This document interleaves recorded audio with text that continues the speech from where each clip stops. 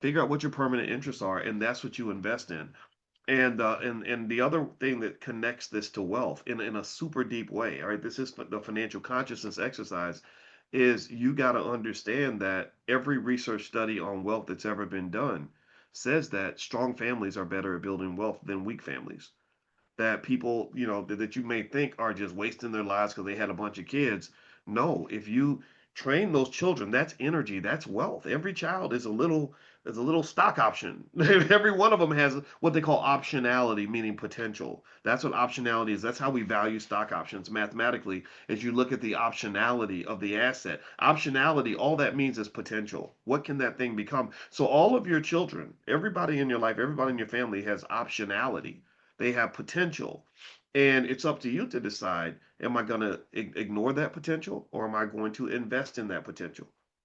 Am I going to let the potential just be occupied by somebody else? Because believe me, they'll hire your kids in a minute. They'll use your kids as little economic assets in a second. Tell me if you see this.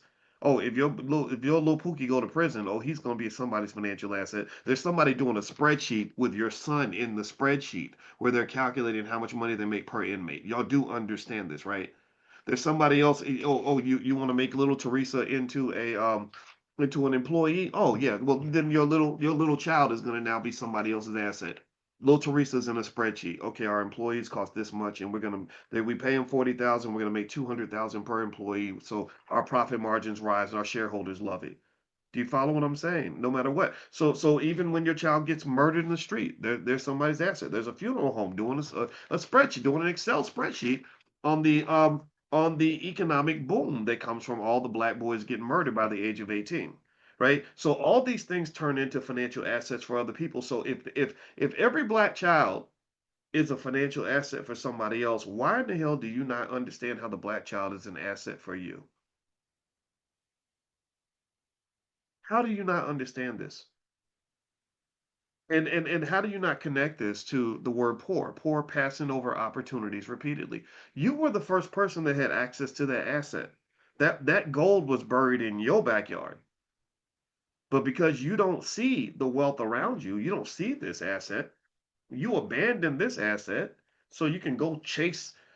I don't know what the hell you're chasing, because you ain't chasing wealth, because you ain't getting wealth. Right? Maybe you're chasing jobs, maybe you're chasing attention, maybe you're chasing external validation, but you ain't chasing wealth, because the community, you're not coming back with wealth. You're coming back with problems and stress and debt. I got 200,000 in student loans, and that's what you're bringing back. You're not bringing back wealth. But what you got to understand is that the greatest form of wealth is the wealth that really does truly come from God. I need you to start respecting black women who give birth to black children.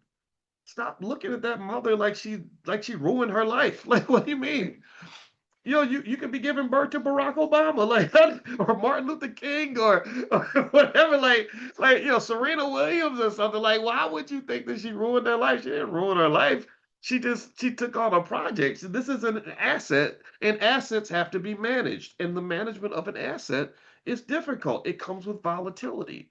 Right? It comes with, one of the reasons I say everyone should take a class on parenting and another class on marriage is because all these things are assets, and every asset you ever get, whether somebody's giving you a family or giving you an automobile manufacturing plant, every asset has optionality, and every asset must be managed. And sometimes the management of that asset requires attention, it requires training, it also requires resilience.